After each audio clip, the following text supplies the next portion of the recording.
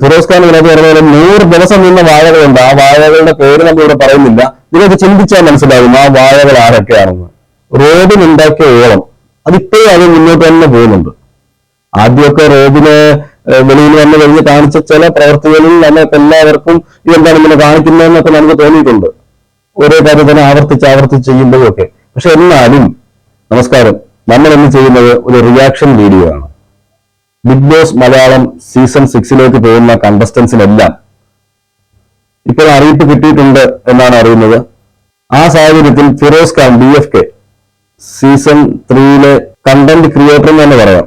ആ season 3 content ക്രിയേറ്ററായ ഇപ്പോൾ BBയിലേക്ക് പുതുതായി കയറാൻ പോകുന്ന കണ്ടസ്റ്റൻസിന് ഒരു ചെറിയ ഉപദേശവുമായിട്ട് വന്നിട്ടുള്ള ഒരു വീഡിയോ, അതാണ് നമ്മൾ റിയാക്ട് ചെയ്യാൻ പോകുന്നത്. ഫിറോസ് ഖാൻ പറയുന്ന കാര്യങ്ങൾ മിക്കതും ശരിതന്നെയാണ്. കഴിഞ്ഞ സീസണുകളിൽ എന്താണ് സംഭവിച്ചത്, അവിടെ പോയി കണ്ടസ്റ്റൻസ് എന്തൊക്കെയാണ് ചെയ്തത്, ഇതെല്ലാം ഫിറോസ് ഖാൻ ഇവിടെ പറയുന്നുണ്ട്. നമുക്കതൊന്ന് കേൾക്കാം. ഔട്ടായി പോയി പോട്ടെ, ഫയറായിട്ട് നിന്ന് എന്തിനാണ് ഈ കഴുതകളെ പോലെ 100 ദിവസം നിൽക്കുന്നത്? ഒരു 10 ദിവസമായാലും ഒരു സിംഹത്തെ പോലെ നിന്നിട്ട് ഇറങ്ങി വരൂ, ജനം കൈയടിക്കത്തത്. ഈ സ്റ്റാർട്ടിങ്ങിൽ തന്നെ ഒരു ഹൈലൈറ്റ്സ് കാണിക്കുന്നത് തന്നെ ഫിറോസ് ഖാൻ പറയുന്നത് കഴുതകളെ പോലെ 100 ദിവസം നിന്നിട്ട് എന്താണ് കാര്യം, സിംഹത്തെ പോലെ 10 ദിവസം നിന്നാൽ മതി എന്നാണ് പറയുന്നത്. ശരിയല്ലേ? അവിടെ ഇന്റർവ്യൂ എല്ലാം കഴിഞ്ഞിട്ട് മിക്ക കണ്ടസ്റ്റൻസുകളും അങ്ങോട്ട് കയറുന്നത് ഞങ്ങളെന്തോ സംഭവിക്കും, ഇവിടെ എന്തെങ്കിലും നടക്കും, ഇവിടെ ഞങ്ങൾ കണ്ടന്റ് തരും എന്നൊക്കെ പറഞ്ഞ് ഇന്റർവ്യൂവിൽ അതെല്ലാം പാസ്സായി കഴിഞ്ഞിട്ടാണ് എല്ലാവരും കയറിപ്പോകുന്നത്. പക്ഷെ അകത്ത് കയറിപ്പൊക്കെ കഴിയുമ്പോഴത്തേക്ക് ഒരു മൂലയ്ക്ക് ഒരുങ്ങിയിരിക്കുന്നതായിട്ട് നമുക്ക് കാണാൻ കഴിയും. അത് പല സീസണുകളിലും എനിക്ക് തോന്നുന്നു ഫസ്റ്റ് സീസണിലേ ഉള്ളൂ അങ്ങനെയുള്ള പ്രശ്നം പറയാറുന്നത്. സെക്കൻഡും തേർഡും ഫോർത്തും ഫിഫ്ത്തും എല്ലാം ഇങ്ങനെയായിരുന്നു. കുറെ പേര് ഒരു മൂലയ്ക്ക് കയറുന്നവരുണ്ട്.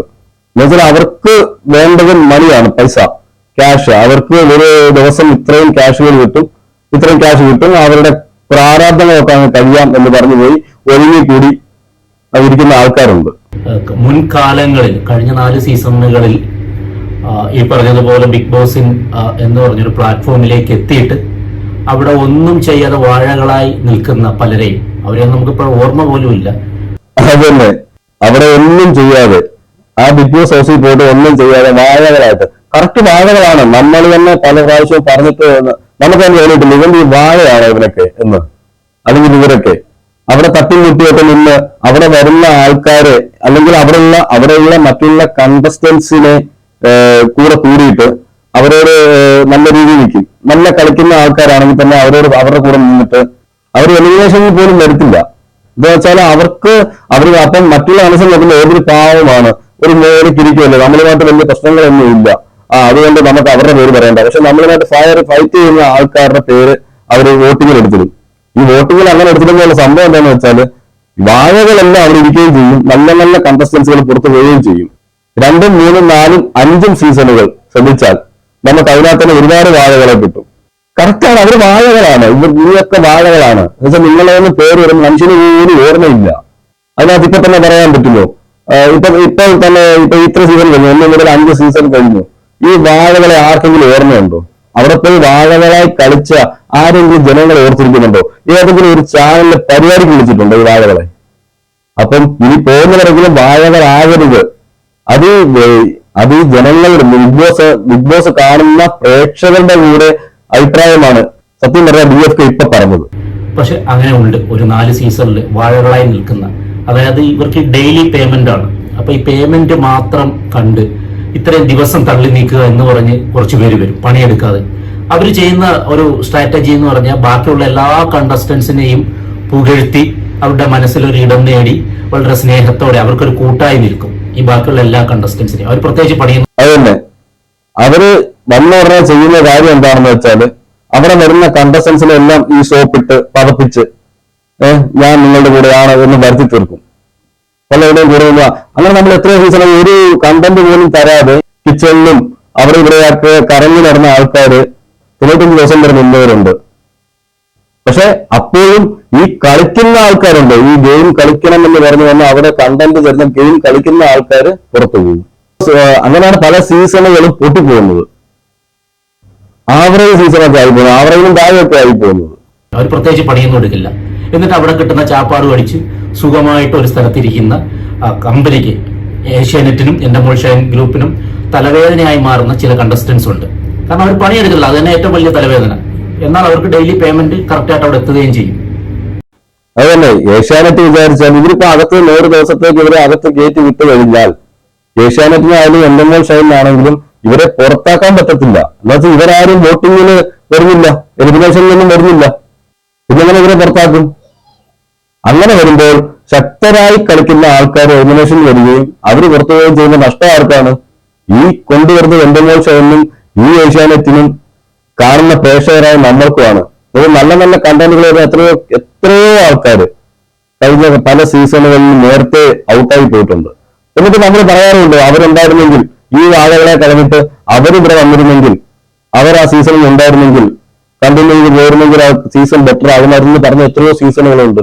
ഇവരെ ആരെങ്കിലും എലിമിനേറ്റ് ചെയ്താലല്ലേ ഔട്ടാക്കാൻ പറ്റൂ. പക്ഷെ ഒരിക്കലും നിങ്ങൾ മുൻകാല സീസൺ നോക്കിയാൽ മതി, ഒരിക്കലും എലിമിനേഷനിൽ ഈ വാഴകൾ ഉണ്ടാവില്ല. കാരണം അവർ ബാക്കിയുള്ളവരെയൊക്കെ സൂചിപ്പിച്ച് ഇങ്ങനെ നിർത്തിയിരിക്കും. മിനിമം ഒരു 2 വോട്ടെങ്കിലും വേണ്ടേ? അത് ചിലപ്പോൾ ഒരു വോട്ടൊക്കെ ഉണ്ടാകും. ചില ഫയറായിട്ട് നിൽക്കുന്ന ആരെങ്കിലുമൊക്കെ ഒരു വോട്ട് ചെയ്താലായി. പക്ഷെ ഈ പറഞ്ഞതുപോലെ ഈ 2 വോട്ട് വരാത്തത് കൊണ്ട് അങ്ങനെ മുൻകാല സീസണുകളിൽ 100 ദിവസം വരെ നിന്ന വാഴകളുണ്ട്. മനസ്സിലായി? അവര് ഏകദേശം 1 കോടിയോളം രൂപ. ഫിറോസ് ഖാൻ പറഞ്ഞ 100 ദിവസം നിന്ന വാഴകളുണ്ട്. ആ വാഴകളുടെ പേര് നമ്മൾ ഇവിടെ പറയുന്നില്ല. നിങ്ങൾക്ക് ചിന്തിച്ചാൽ മനസ്സിലാകും ആ വാഴകൾ ആരൊക്കെയാണെന്ന്. 100 ദിവസം ഒരു കണ്ടന്റും തരാതെ അവിടെ കറങ്ങി നടന്നത്. പ്രത്യേകിച്ച് ഞാൻ ആ സീസൺ എടുത്തു പറയുന്നില്ല. അത് മിക്കവാറും നിങ്ങൾക്ക് എല്ലാവർക്കും ഒന്ന് നിങ്ങൾ മനസ്സിൽ കിട്ടുന്ന കാലത്ത് കുറിച്ച് നിങ്ങൾക്ക് മനസ്സിലാവും ആരാണ് ആ വാഴകളെന്ന്. നിങ്ങൾക്കറിയുന്ന വാഴകളെ ഒന്ന് കമന്റ് ചെയ്യുക. ഓക്കെ, ഇപ്പം അവരൊന്നും ഈ ഫീൽഡിലൊന്നും ഇല്ലാത്ത നമ്മൾ അവരുടെ പേരുകളൊന്നും എടുത്ത് പറയാൻ ഉദ്ദേശിക്കുന്നില്ല. നിങ്ങൾക്കറിയാമെങ്കിൽ ആ പേരുകൾ കമന്റ് ചെയ്യുക. ഏകദേശം 1 കോടിയോളം രൂപ ലാസ്റ്റ് ഈ പ്രൈസ് മണിയേക്കാളും മേടിച്ചുകൊണ്ട് പോയ ആൾക്കാർ തന്നെയുണ്ട്. ഞാൻ ആരുടെയും പേരെടുത്ത് പറയുന്നില്ല, ഇതൊരു വ്യക്തിഹത്യയല്ല ഞാൻ പറയുന്നത്. ഫിറോസ് ഖാൻ പറയുന്നത് അവിടെ വാഴകളായി വന്നു നിന്ന് 100 ദിവസം അവിടെ നിന്ന് 1 കോടിയോളം രൂപ അവിടെ പാർട്ടിസിപ്പേറ്റ് ചെയ്തതിന് വാങ്ങിച്ചുകൊണ്ട് പോയ ആൾക്കാരുടെ കണ്ടന്റ് ഒന്നും തരാതെയാണ്. അത് ഓർക്കണം. ഇതിനകത്ത് ഫിറോസ് ഖാൻ പറയുന്ന മറ്റൊരു കാര്യം എന്താണെന്ന് വെച്ചാൽ വിജയികളല്ല ജനങ്ങളുടെ മനസ്സിൽ ഇടം പിടിച്ചത്.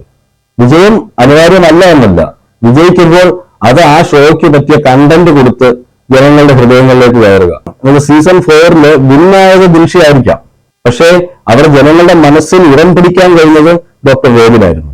എന്തുകൊണ്ട്? ഡോക്ടർ റോബിൻ അവിടെ കണ്ടന്റ് കൊടുത്തു. ഡോക്ടർ റോബിന് സ്വന്തമായിട്ട് മൈൻഡ് ഗെയിം കളിച്ചു. ആരെയും താങ്ങാൻ നിന്നില്ല, സ്വയം മൈൻഡ് ഗെയിം കളിച്ചു. അവിടുത്തെ ഓരോ കണ്ടസ്റ്റൻസിന് അതൊക്കെ പ്രത്യേകം എടുത്തു പറയേണ്ട ഒരു കാര്യമുണ്ട്. ഡോക്ടർ റോബിൻ ആര് പുറത്താകുമെന്ന് കൃത്യമായിട്ട് പറയുമായിരുന്നു എല്ലാ എവിക്ഷനിലും. എന്നുവെച്ചാൽ ആ ആൾക്ക് വോട്ടും കുറവായിരിക്കും, ബിഗ് ബോസിന് ആളിനെ പുറത്താക്കിയേ പറ്റത്തുള്ളൂ. അപ്പോൾ അങ്ങനെ തന്നെ നല്ലൊരു മൈൻഡ് ഗെയിമറും കൂടിയായിരുന്നു. റോബിനെ ഇടയ്ക്ക് വെച്ച് റോബിനെ പുറത്താക്കേണ്ടി വന്നെന്ന് പറഞ്ഞാലും ജനങ്ങൾക്കിടയിൽ ഏറ്റവും കൂടുതൽ സ്ഥാനം റോബിനാണ്. ഇപ്പോഴും ഈ സീസണുകൾ കഴിഞ്ഞാലും 5th സീസൺ കഴിഞ്ഞു, 4th സീസൺ കഴിഞ്ഞിട്ടും 2 വർഷത്തോളമായി, എന്നിട്ട് പോലും റോബിൻ ഉണ്ടാക്കിയ ഓളം അതിപ്പോഴും അത് മുന്നോട്ട് തന്നെ പോകുന്നുണ്ട്.